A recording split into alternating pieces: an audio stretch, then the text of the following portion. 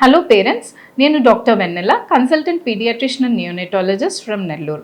ఈరోజు ఆటిజం గురించి తెలుసుకుందాం. ఆటిజం అనేది ఇప్పుడు పిల్లల్లో ఎక్కువగా నమోదవుతూ ఉంది. ఆటిజం అనేది ఒక వ్యాధి కాదు, ఇది డెవలప్మెంట్లో ఉన్నటువంటి ఒక భిన్నమైన స్థితి. పిల్లల్లో ఎప్పుడైతే సోషల్ ఇంటరాక్షన్, సోషల్ బిహేవియర్ మరియు కమ్యూనికేషన్లు బలహీనపడతాయో ఆ స్థితిని మనం ఆటిజం అని అంటాము. ఆటిజంని గుర్తించడం ఎలా?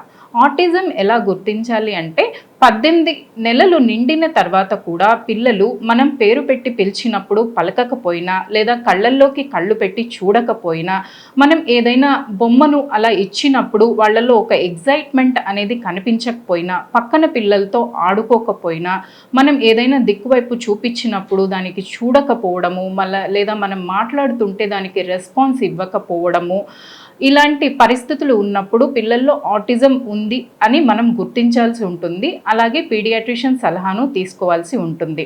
మరి ఆటిజంకు నివారణ ఉందా అంటే దీనికి ట్రీట్మెంట్ అనేది ఏదీ లేదు. మనం ఎప్పుడైతే త్వరగా గుర్తిస్తామో, త్వరగా థెరపీస్ అంటే ఇంటర్వెన్షన్స్ ఇచ్చినప్పుడు చాలా మంచి ప్రోగ్నోసిస్ అనేది ఉంటుంది.